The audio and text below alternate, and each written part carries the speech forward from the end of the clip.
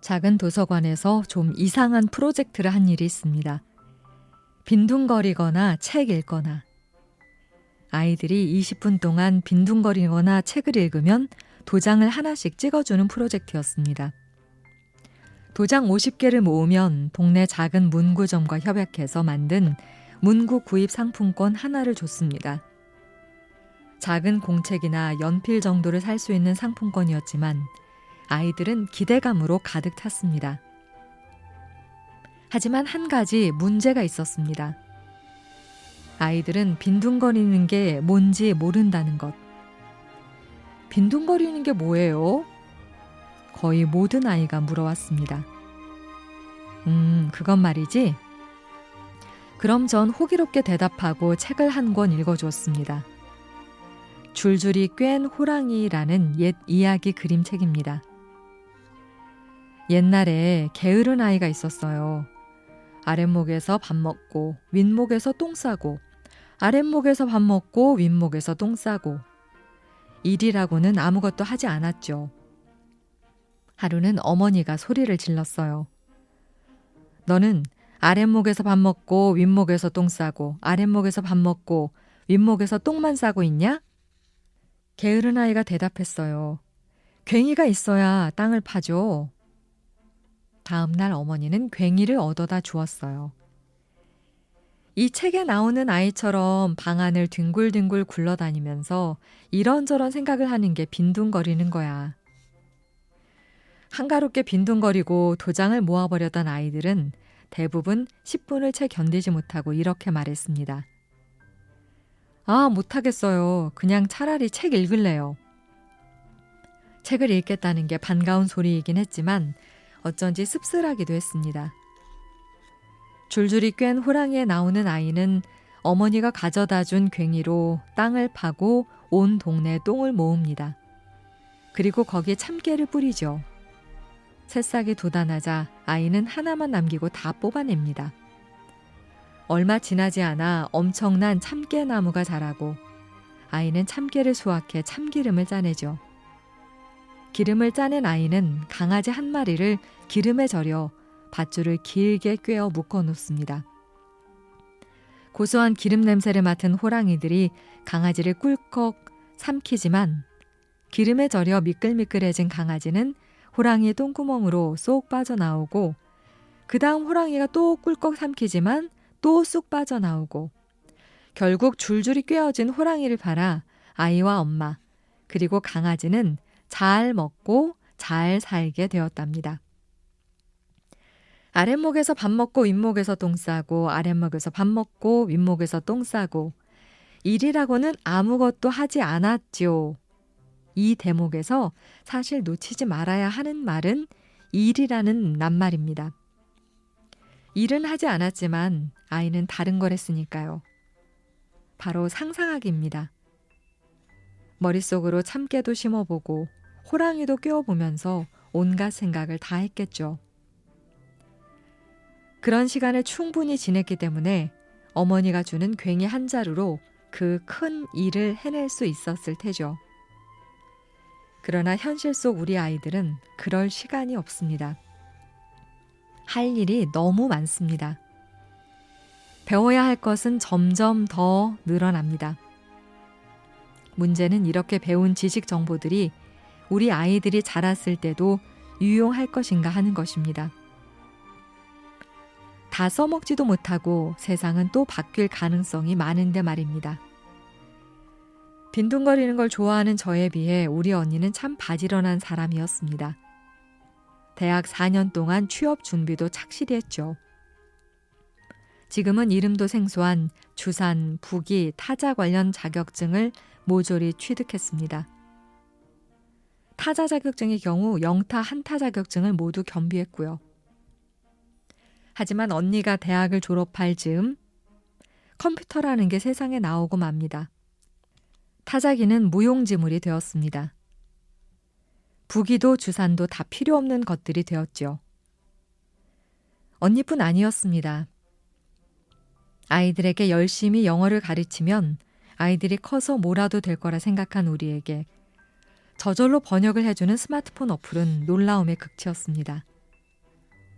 앞으로 세상은 어떻게 달라질까요? 어떻게 될지 모르는 먼 미래에 좋은 직업을 갖기 위해 배우는 것들이 과연 그때도 쓸모 있을까요? 아니, 그 직업이 남아있기나 할까요? 빈둥거리기, 뒹굴거리며 생각하지 못하는 아이들에게 우리가 주어야 할 것은 일이 아니라 시간입니다. 아이들이 아랫목에서 밥 먹고 윗목에서 똥 싸고 아랫목에서 밥 먹고 윗목에서 똥 쌀 시간 말입니다. 그렇게 충분히 빈둥거린 아이들은 말할 것입니다. 괭이 한 자루 주세요.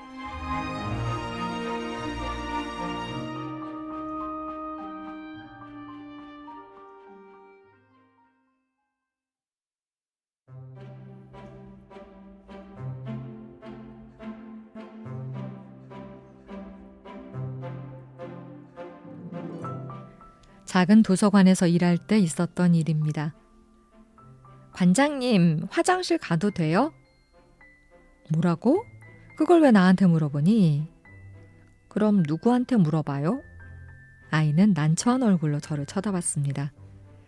그냥 가라고 하면 될 텐데 문득 궁금해져서 물었습니다. 내가 안 된다고 하면 안 갈 거야? 그제야 후다닥 화장실로 뛰어가는 아이. 왜 그랬을까요?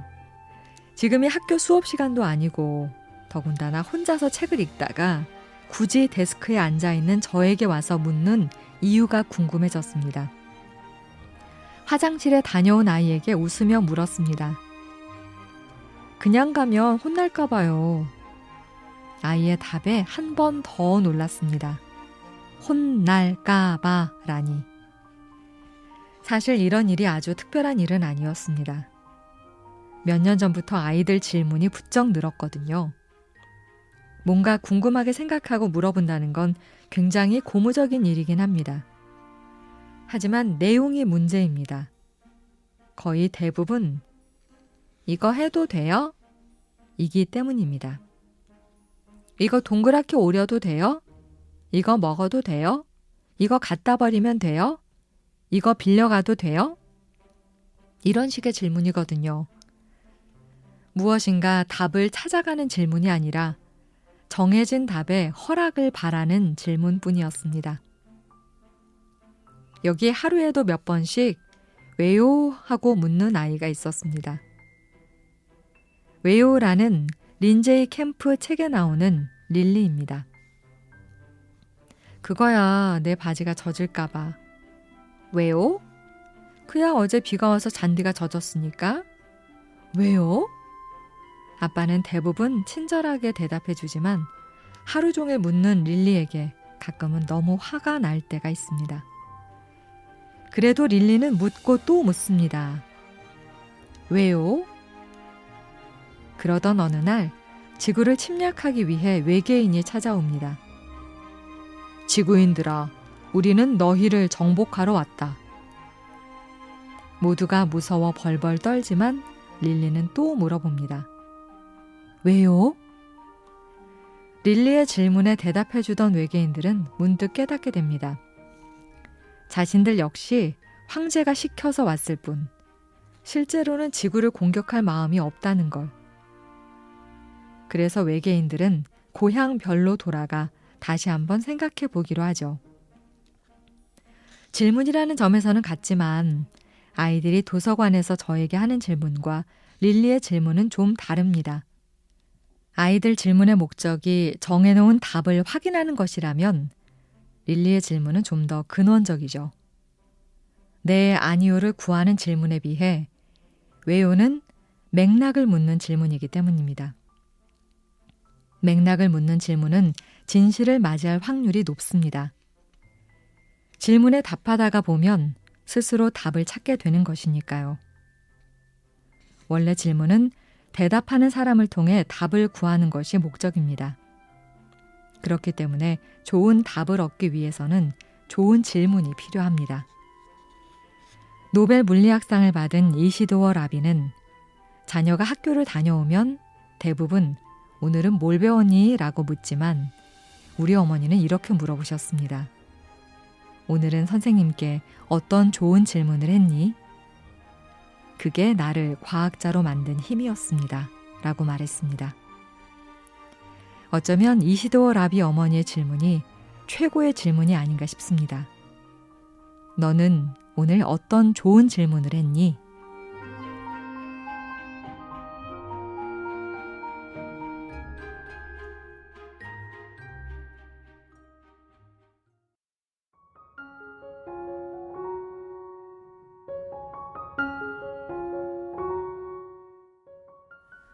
아무것도 하지 않고 싶다. 딱 일주일만이라도.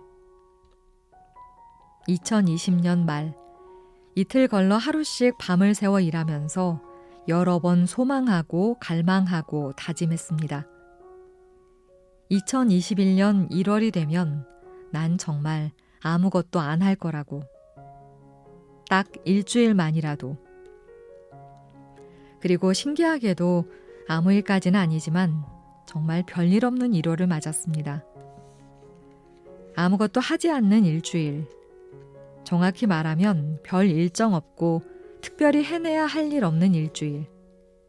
소망하고 갈망하며 다짐했던 일이 실제로 일어난 것이었습니다. 아무 일도 하지 않기로 한 첫날, 느지막이 일어났습니다. 밥을 엄청나게 많이 먹고 레몬차를 타서 소파에 앉았습니다.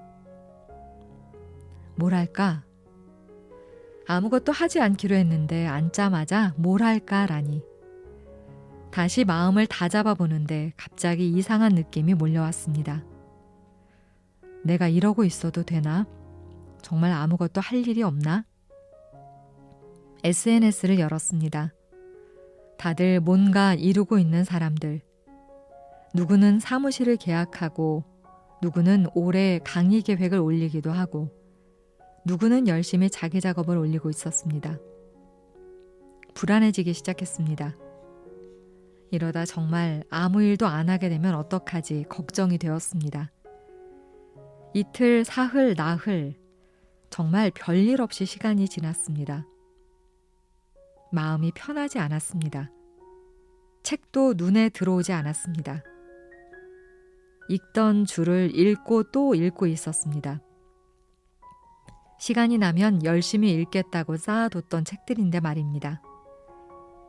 며칠이 지나도 한 권을 읽어내지 못했습니다. TV를 켰습니다. 멍하니 화면이 눈에 들어오지 않았습니다. 정말 이렇게 아무것도 안 해도 되나? 심지어 없던 불면증까지 생겼습니다. 걷고 있어요라는 그림책에는 그냥 걷고 있는 동물들이 나옵니다. 개미들은 달콤한 것을 찾아 걷고, 악어도 다리는 짧지만 걷고 있습니다. 개는 태어나면서부터 옆으로 걷고 살금살금 바퀴벌레도 걷습니다. 그리고 마지막 싱긋 웃는 아이가 나옵니다. 나도 힘을 내서 걷고 있어요 하고 말하면서 걷습니다. 그랬구나. 나는 걷는 법을 잊어버렸구나. 늘 단거리 달리기 선수처럼 뛰어다니기만 해서 이제는 뛰지 않으면 불안한 것이었습니다. 걷는 방법을 잃어버린 탓에 중간중간 쉬는 법도, 편안히 숨을 고르는 방법도 다 잊어버린 것 같았습니다. 앉아 쉬지 못하고 주변을 계속 두리번거리고 있었습니다. 걷는 사람들을 보면서 저 사람을 쫓아가려면 얼른 다시 뛰어야 하는 거 아니냐고 계속 나 스스로를 괴롭히고 있었던 겁니다. 서두르지 않고 꾸준히 걷다 보면 어떤 것들이 보일까요? 잠깐 멈춰서서 길가의 핀 꽃도 들여다보고 조개 껍데기도 하나 주울 수 있겠죠. 내 주변에 있는 사람들 눈가 주름도 보고 아파 우느니 손도 잡아줄 수 있을지 모르겠습니다. 멍하니 일주일을 보내고 저는 살짝 옷을 챙겨 입어봤습니다. 날씨는 추웠지만 걸어보기로 했습니다. 머릿속은 아직 복잡했지만 이제부터는 뛰다 쓰러지고 다시 일어나 뛰다 쓰러지는 대신 꾸준히 걸어보기로 했습니다. 하루하루 꾸준히 걷다 보면 주변을 살피는 근육도 생기고 차분히 스스로를 돌보는 마음도 생기겠죠. 그렇게 뛰지 않고 걷는 삶에도 익숙해질 거라고 믿어봅니다. 사뿐사뿐 걷고 있어요. 나도 힘을 내서 걷고 있어요. 걷고 있어요 책의 마지막 장면에서 웃으며 걷는 아이처럼 저도 곧 그렇게 말할 수 있는 날이 오기를 바랍니다.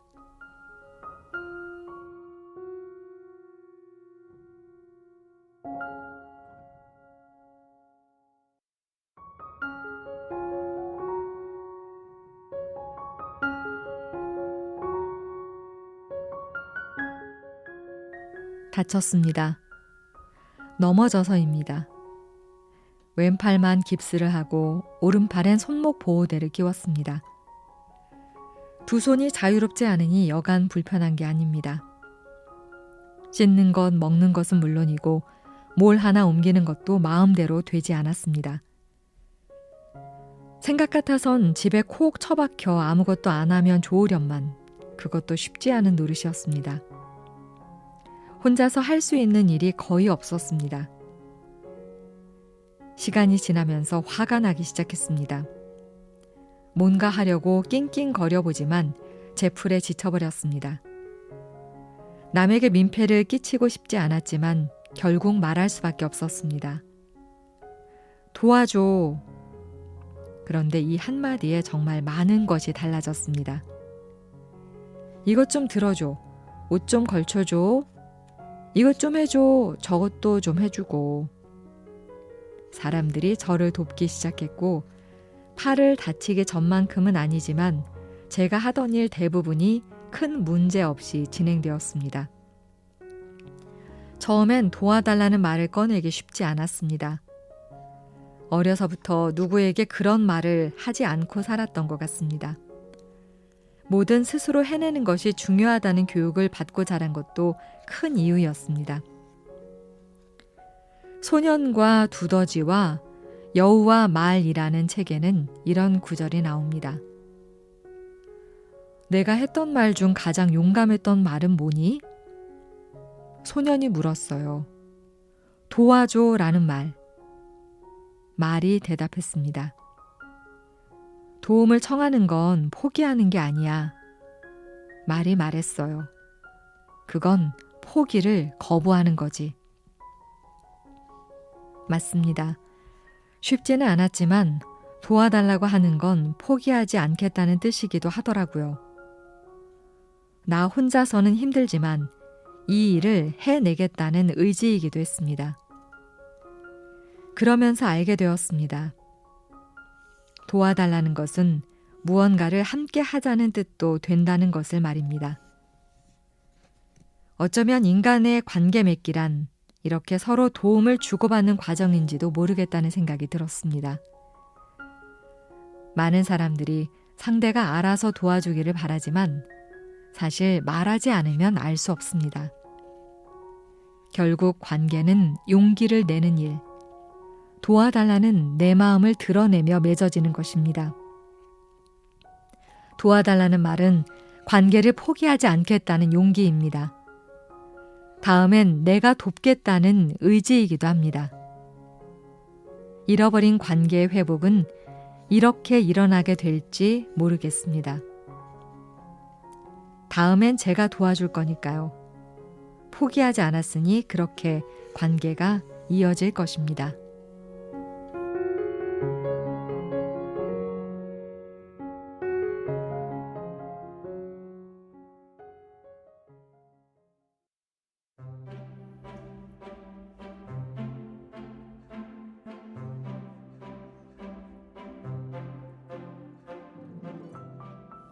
내가 라면을 먹을 때 옆에서 방울이는 하품을 한다.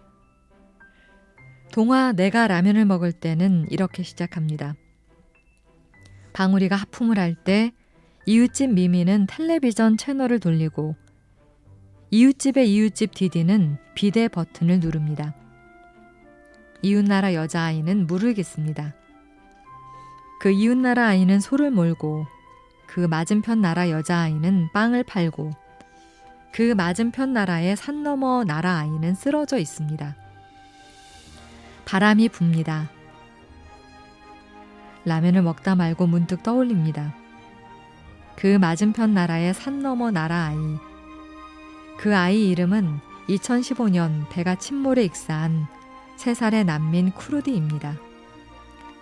또는 2017년 군인들 총격을 피해 달아나다가 보트가 뒤집혀 죽은 13개월 아가 무함마드 쇼하예트입니다. 혹은 2019년 강물에 휩쓸려 죽은 2살 난민 아이 발레리아일지도 모르겠습니다. 라면을 먹다 말고 또 떠올립니다. 아프리카 어느 마을엔가 우물이 없어 더러운 물을 마시고 있을 아이들. 월드컵 공인 축구공을 만들기 위해 학교도 못 가고 손이 부르트도록 일을 하는 아이들. 핸드폰 부품의 재료로 들어가는 코발트를 채취하기 위해 광산에서 일하는 아이들. 초콜릿을 제조하고 만들기 위해 하루 종일 코코아 열매를 따는 아이들.